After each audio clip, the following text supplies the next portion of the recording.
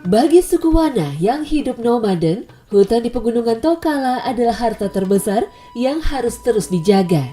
Tak heran, suku ini sering disebut sebagai salah satu suku pejuang hutan di Indonesia. Lipu atau kampung orang Wana hampir selalu nampak tenang. Tak lain karena anggota Lipu yang tidak banyak. Suku Wana memfokuskan diri pada kebutuhan dasar, sandang, pangan, dan papan. Jika kebutuhan ini sudah terpenuhi, mereka cenderung pasif dalam berkegiatan. Meskipun pada dasarnya, suku ini juga jarang berinteraksi dengan masyarakat luar.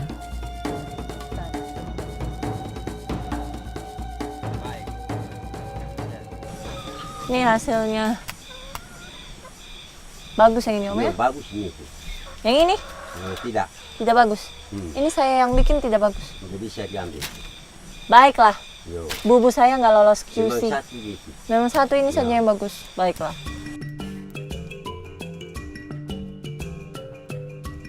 Jadi kalau untuk pemilihan umpannya itu sendiri di sini pakainya kelapa. Nah, kelapanya sendiri kelapa yang sudah tua karena kalau dia dibakar itu akan mengeluarkan bau harum dan banyak minyaknya.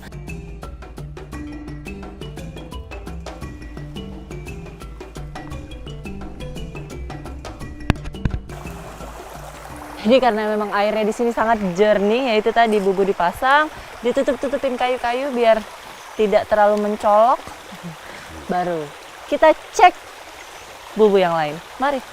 Om, itu ada pasang juga toh? Ayo lihat yuk. Mari kita lihat depan. Ayo Om.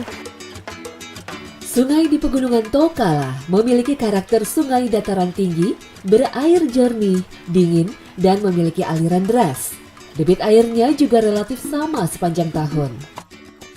Sungai ibarat gudang lauk pauk bagi suku Wana. Ketika suku Wana mengambil bahan pangan dari alam, tidak pernah lebih dari kebutuhan yang diperlukan. Bahkan hampir tidak ada yang diperdagangkan. Ini adalah bentuk kearifan lokal yang diwariskan suku Wana dari generasi ke generasi. Oh, ini yang besar. Ini jenisnya ini udah enggak, cuma memang ukurannya beda-beda. Ini yang kecil-kecil semua ya.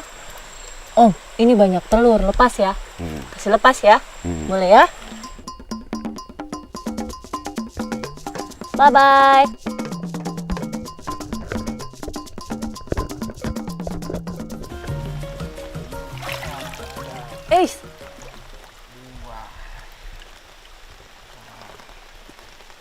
Jadi memang ukurannya segini-segini juga ya? Ada. Tadi kita punya juga kecil-kecil ya? Iya, kebanyakan kecil di sini. Banyak kecil ya? Iya.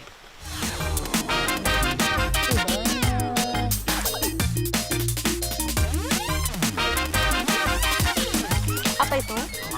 Ada isi? Banyak di sini. Oh, ini banyaknya.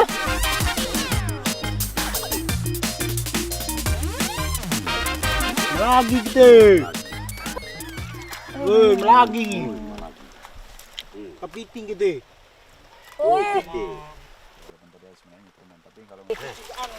Nih, dengan cara yang seperti nggak nyari kalau menurut saya, cuma ngubek-ngubek di pinggir-pinggir kayu. Udang. Tapi hasilnya segini banyak. Iya betul. Kita mau masak. Sudah ditunggu sama Ina di dalam. Kita mau masak udang pakai kulit kayu. Yuk. Ayo tua. Naik. Naik.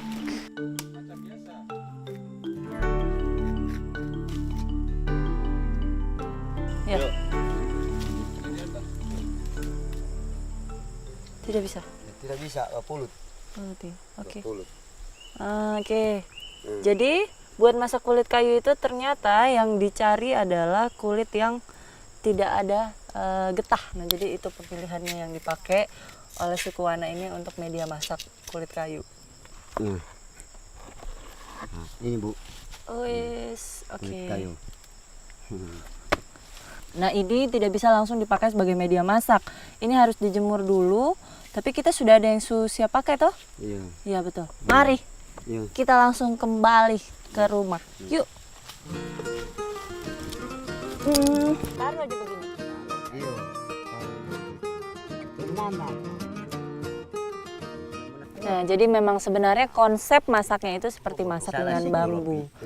Tapi karena di sini susah cari bambunya, mereka pakai kulit kayu yang dibentuk melingkar begini.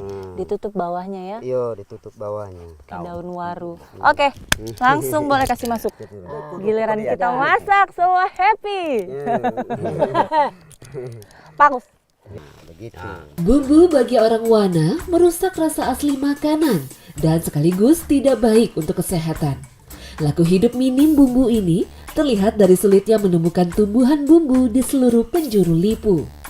Sulit menemukan kreasi makanan di daerah ini. Padahal secara ketersediaan bahan pangan, mereka tidak kekurangan sama sekali.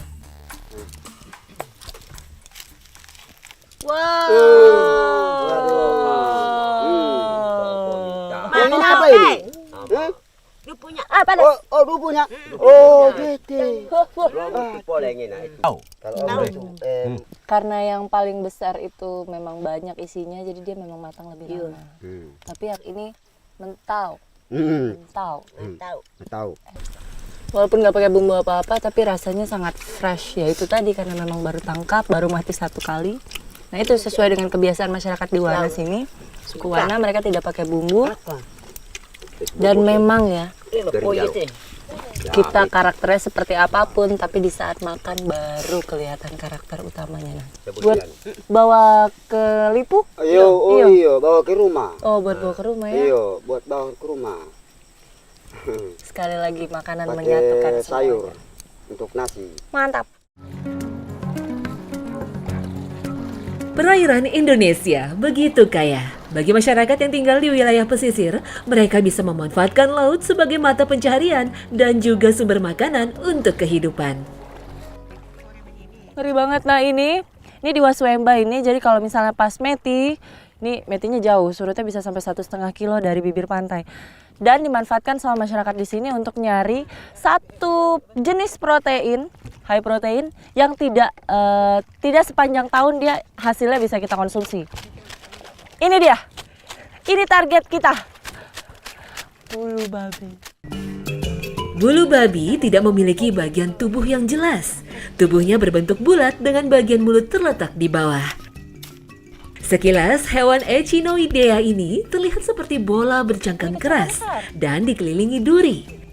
Duri pada bulu babi digunakan untuk bergerak merayap di dasar laut. Oke, jadi di sini walaupun banyak sekali bulu babi atau duri babi, nah ini pemilihannya, cara ambilnya juga sustainable ya. Jadi nggak semuanya, karena masyarakat di sini sadar kalau diambil semuanya sekaligus, besok mau cari apa, besok mau makan apa. Nah ini, jadi yang baby begini bisa dikasih lepas. Lihat kan ukurannya beda.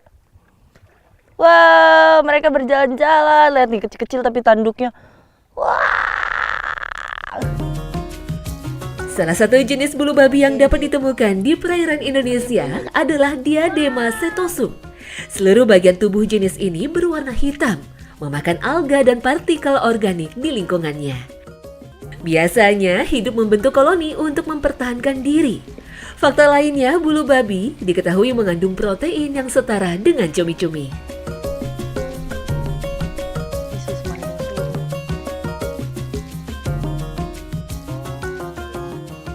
Padahal kita baru cari sebentar ya. Banyak hasilnya. Ya ini memang lagi musim-musiman. Nih pokoknya kalau misalnya lagi musim seperti ini, hasilnya ini bisa dapat seember-ember. Ini ada bisa dapat seperahu. Banyak banget. Di beberapa negara, bulu babi telah menjadi salah satu komoditas laut yang cukup menjanjikan. Bahkan negara Jepang membuat sebuah peternakan bulu babi demi memenuhi permintaan gonat dari dalam dan luar negeri. Sementara di Jepang sendiri, bulu babi populer sebagai pelengkap hidangan sushi dan sashimi. Gonat telurnya, jadi kalau misalnya ditanya rasanya seperti apa, asin-asin, ya seperti telur ikan persis. Tapi masih oke lah untuk dimakan secara mentah, masih manusiawi rasanya.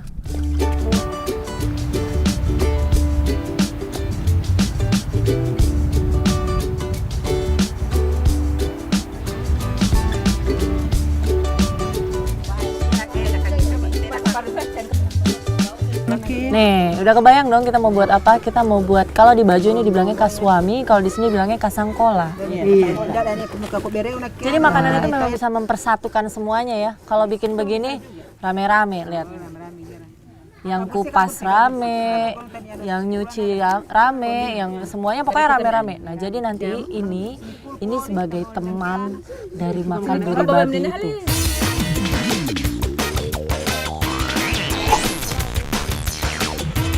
Ini adalah bagian yang paling krusial kalau kita mau mengkonsumsi kaswami atau kasangkola di sini dibilangnya. Ini dia punya air ini memang harus dikasih buang. Nah, sistemnya pakai GP seperti ini. Dikasih pencet sekeras-kerasnya nih dengan bantuan 1 2 3 orang. Maksudnya itu biar airnya tiris, nggak ada airnya sama sekali. Bagi masyarakat Buton, kaswami atau kasangkola adalah makanan pokok berbahan singkong yang jauh lebih populer jika dibandingkan dengan nasi. Kuliner ini tercipta karena proses adaptasi masyarakat dengan kondisi geografis dan sumber daya alam yang tersedia. Kontur Pulau Buton yang sangat kering dan memiliki tanah yang keras relatif cocok untuk ditanami tanaman singkong.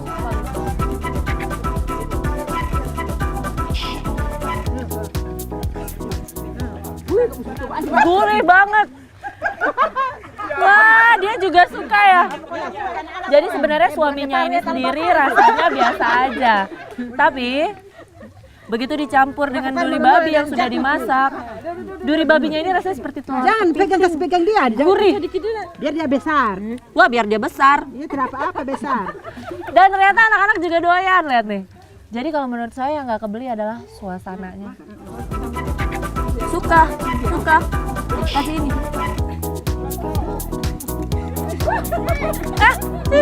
Sini.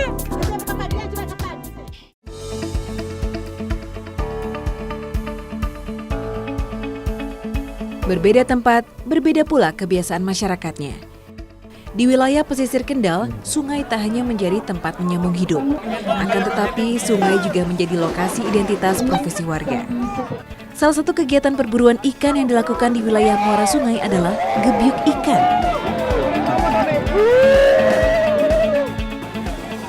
Nah, ini yang saya bilang, jadi memang acara tahunan. Kalau misalnya kita lihat, ini jarak sungainya nanti sampai 1,5 kilo. Panjangnya nanti akan sampai 1,5 kilo mengarah ke laut. Nah, kita lihat ikan-ikan apa aja yang bisa kita dapat. Yuk. Gebyuk ikan adalah sebuah tradisi cara tangkap tradisional dari Kendal yang telah berlangsung turun-temurun. Namun dengan semakin maraknya alat tangkap modern, tradisi ini mulai semakin jarang dilakukan oleh masyarakat. Ini juga sengaja. Kali ini acara festival gebyuk ikan digelar untuk mengingatkan kembali kepada warga tentang tradisi pencarian ikan secara tradisional dan penuh rasa kebersamaan. Pada proses mencari atau menangkap ikan, bagian dasar sungai yang berlumpur tebal akan menjadi tantangan terberat bagi para peserta yang umumnya adalah laki-laki. Jadi Sungai Bulanan ini memang connecting dengan laut, jadi memang terpengaruh dengan pasang surut. Nah, ini kondisi surut. Segini airnya. Udah gitu di bawahnya ini lumpur. Nah, memang pasti ikan-ikan yang ada kalau misalnya tadi lihat kita dapat masih kecil-kecil banget. Nah, ini tadi alatnya, Cok, pinjem Pak. Susuknya ini persis sama seperti teknik bubu. Jadi memang kita kasih turun ya. Sampai ke dasar. Lalu rasa. Kalau misalnya ada ikan, nyelup deh tuh, ambil terasa.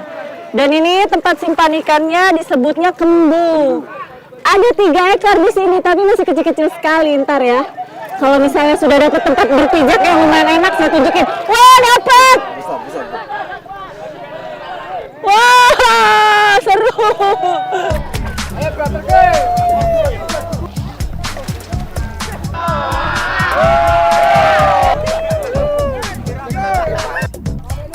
Dapat.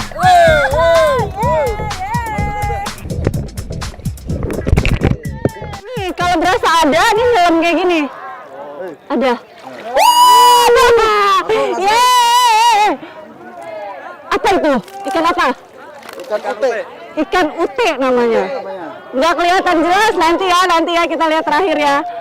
Tapi ini adem nih, selesai 1,5 kilo mah keriput nih Pak. Dingin.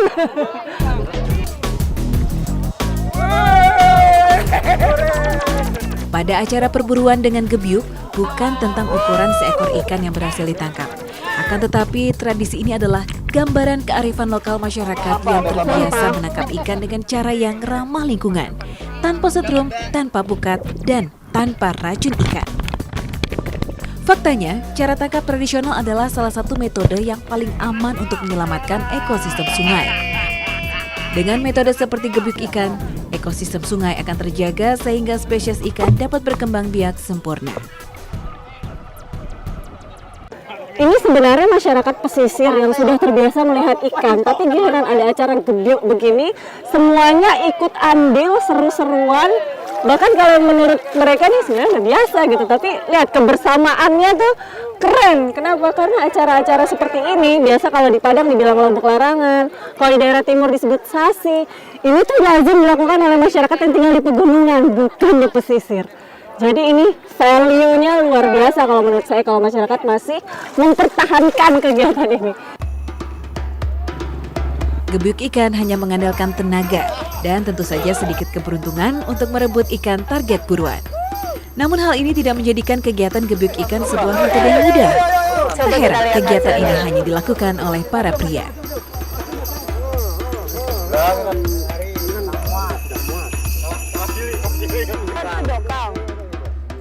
Ini kalau misalnya dilihat nih jenis ikannya mayoritas catfish. Nah, di sini dibilangnya dokang. Nah, yang jarang ada tapi tiba-tiba muncul ya ini nih jenis-jenisan kakap ini. Kalau misalnya lihat ya ini nih satu ini nih. Gede banget. Ini wah paling besar nih. Ini duri atasnya juga bahaya ya, Pak? Bahaya. Nah, hati-hati. Ini bahaya. Oh, kena kikir mana? Si besar berkumis ini dikenal dengan nama dokang oleh warga sekitar atau nama umumnya sembilang. Masuk ke golongan ikan berkumis atau Plotosidae. Habitatnya banyak ditemui di perairan tawar hingga payau. Uniknya sembilang, ia akan menyimpan telur dan anakannya di dalam mulut. Bagi para pemancing ikan, ini sangat mudah ditangkap karena pola makannya yang sangat rakus. Oh gini. Ah sini Mbak, ini ikannya 3 kilo Mbak, agak-agak. Wah, berat.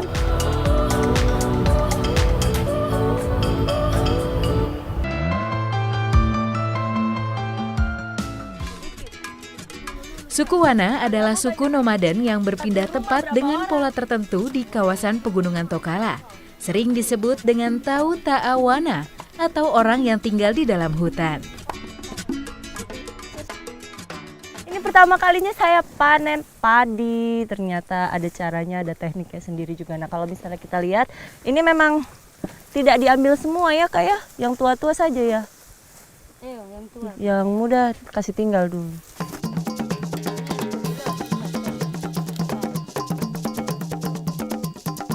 Selain faktor kesuburan tanah yang menurun, ladang dan lipu akan berpindah ketika terjadi wabah penyakit dan kematian.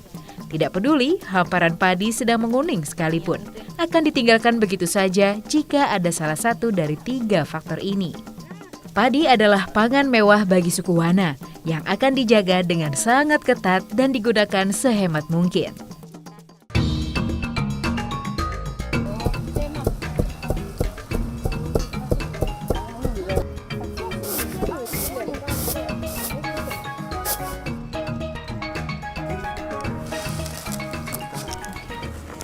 Nah, jadi untuk bikin lumpi, nah ini harus pakai daun, tadi daun apa nih? Iranweki. Iranweki di sini disebutnya. Jadi iran tuh daun. Weki itu nama daunnya. Nah, tapi kalau misalnya dilihat penampakannya bagi orang awam seperti saya ini kayak daun lengkuas. Nah, nanti dikasih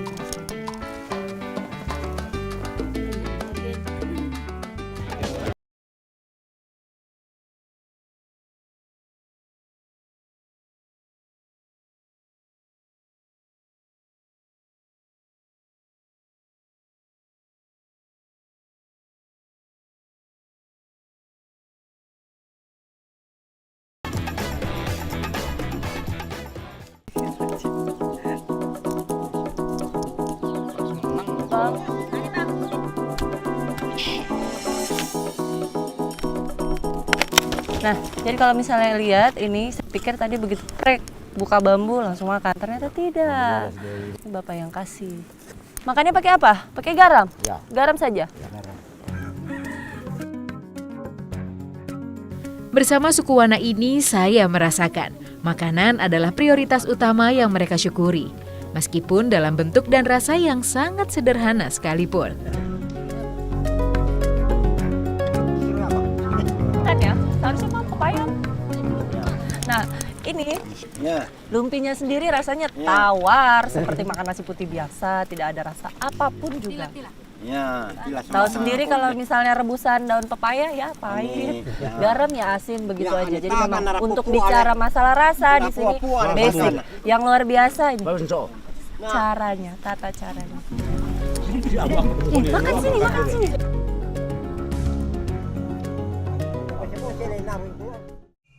Jadi dong. Nah, ini ada satu pola kebiasaan suku Wana yang menurut saya sangat arif ya. Jadi kalau misalnya ini lihat hasil panen sebanyak ini, nah ini hasil panennya Bapak Nunsi, biasanya akan dibagikan kepada kerabatnya yang hasil panennya kurang. Cara bawanya seperti apa? Bawanya pakai rakit. Nah ini kita bawa dulu pakai tempat ini, langsung menuju rakit ya di bawah ya. Rakit adalah alat angkut yang paling sering dibuat suku Wana. Hampir tidak ada alat angkut seperti perahu atau sampan yang dibuat, padahal mereka tinggal dekat sekali dengan sungai besar selama bertahun-tahun. Rakit pun dibuat saat diperlukan saja, ini pun dengan kondisi seadanya. Pengiriman hasil panen melalui rakit adalah cara yang hingga hari ini tidak ada perubahan sama sekali.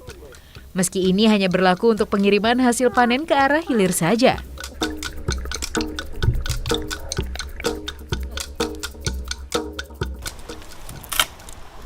Sudah menjadi ya? Sudah ya? Nah ini saya bilang, jadi memang untungnya kali ini hasil kelebihan padi tadi itu mau dikasih ke kerabat yang kebetulan tinggalnya di Lipu yang ada di bawah sungai sana. Wow. Saya di sini boleh? Wow. Ha, itu tadi. Jadi memang dalam proses delivery, nah ini kan kita mau delivery ke saudara kita yang di bawah, yang paling penting adalah keselamatan barang yang mau kita antar. Nah ini kalau misalnya terjebur, rugi. Baik, doakan kami ya.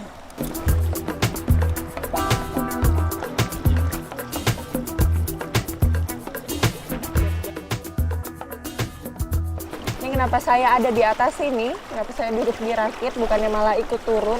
Karena memang barang yang kita bawa ini harus sampai ke kerabat dengan kondisi kering. Ini soalnya enggak, lihat jeramnya aja ini deras, lumayan deras. Kalau tidak ditahan ya mungkin udah bisa kebalik kali ini.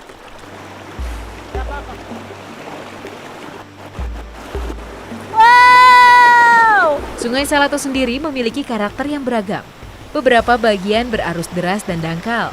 Bagian yang lain ada yang dalam dengan arus yang semakin kuat.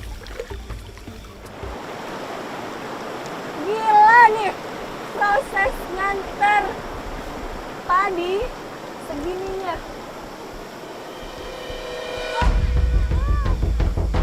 Saya juga mau jatuh. Berat. Maaf ya. Minta maaf ya. Apa ya Nancy ya? Apa ya? Oke. Ini urusannya perut. Baiklah, maafkan saya akan jaga ini dengan seluruh kemampuan saya.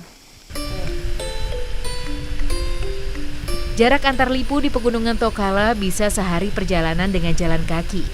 Melalui sungai, jarak bisa disingkat setengah hari saja. Namun ini hanya mungkin dilakukan saat kemarau seperti ini. Saat musim hujan, Sungai Salato adalah sungai yang penuh amarah. Berarus sangat deras dan sangat berbahaya. Menjelang senja, kami akhirnya tiba di kerabat keluarga Nunsi di bagian hilir Sungai Salato. Sudah sampai. Oke, ini. Bisa? Oke, lepas ya. Ayo. Oke. Itu bawa turun juga. Bu pikul. Alhamdulillah.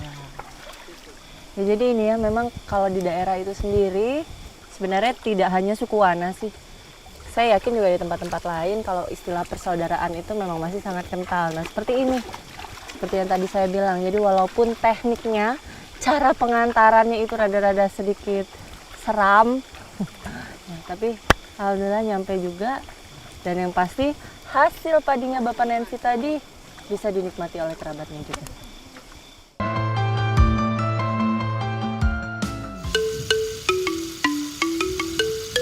Desa Jeruk Giling, Kabupaten Kendal menjadi salah satu lumbung pangan wilayah Jawa Tengah, khususnya komoditi sayur mayur yang tumbuh subur di dataran rendah.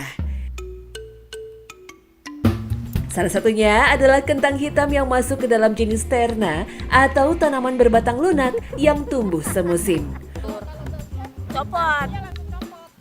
Penampakan kentang hitam memang mungil, tak serupa dengan jenis kentang lain yang sering kita jumpai di pasaran. Saya masih amazed nih lihat nih. Dia tuh satu gerumbulan begini seperti jadi kayak kacang ya, Bu. Begitu ditarik, dia tuh jadi kayak gini nih tampilannya. Kalau misalnya yang kebayang kan kita lazimnya tuh kalau kentang itu biasanya satu, dan itu dia memang digali di tanah gitu. Kalau misalnya ketarik ya satu gitu. Kalau ini satu rumpun kecabut. Menurut sebuah penelitian, kentang hitam memiliki kandungan antioksidan yang natural, serta anti kanker yang terdapat pada ekstrak etanol daging dan kulit permukaan kentang. Selain itu, bagi warga desa, secara tradisional kentang mungil ini sering dimanfaatkan sebagai obat bengkak. Kentang hitam biasa dijual di pasar dalam keadaan mentah maupun matang. Bentuknya yang mungil menjadikan kentang hitam lebih sering dijadikan camilan oleh masyarakat. Jadi dia tuh ya untuk membersihkan kulitnya itu memang benar-benar harus digosok-gosok keras ya, Bu. Karena memang sulit gitu. Nah, ini setelah dia terkupas bersih begini, kayak melinjo. Keras, Bu. Ini bisa dicobain mentah nggak sih? Bisa. Kalau mau. Bisa enak. Saya penasaran, tekstur ini sangat aneh gitu. Enak.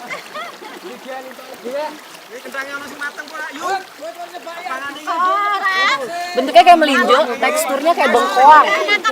Nah, memang ya, jadi ini memang di Kali Blorong ini Sungai Blorong.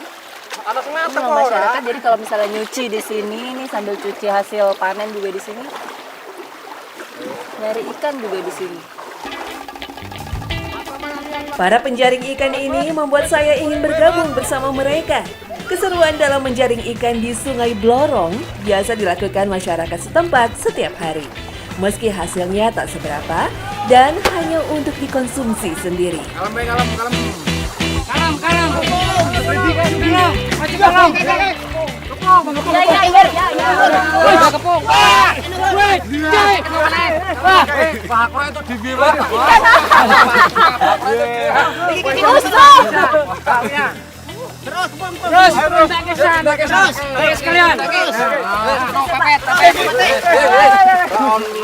Oh, caranya gini.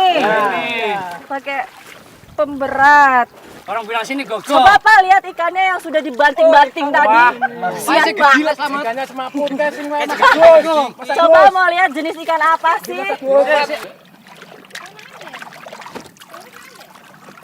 Oke, ini adalah jenisnya wader. Tapi wader itu kan ada dua jenis, ada yang ada titik.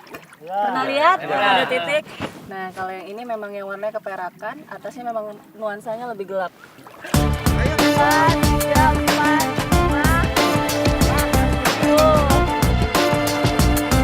Saya tidak sabar menunggu hasil olahan hari ini. Kentang yang telah direbus dicampur dengan kelapa parut dan dihidangkan dengan ikan hasil tangkapan. Meski sederhana, cukup membuat air liur saya menetes.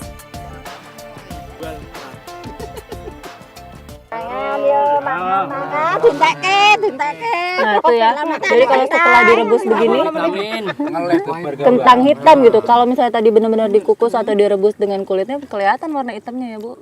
Tapi karena sudah dikupas, jadi sudah kasih bersih. Nah dia bentuknya ya gini, semenel-menel melinjo ini. Dan makannya makin gurih karena dengan kelapa. Nah ya, nih makanan-makanan yang kulitnya itu warna hitam, merah, keungu-unguan itu mengandung flavonoid. Jadi dia memang bagus untuk mencegah penyakit kanker dan aman untuk diabetes. Dan yang pasti kalau misalnya digabung dengan wader, makin gurih karena buat wader atau ikan lawa ini bagi penggemar kuliner ikan itu termasuk salah satu jenis ikan yang gurih. Betul? Wih, banyak banget yang betulin. Betul.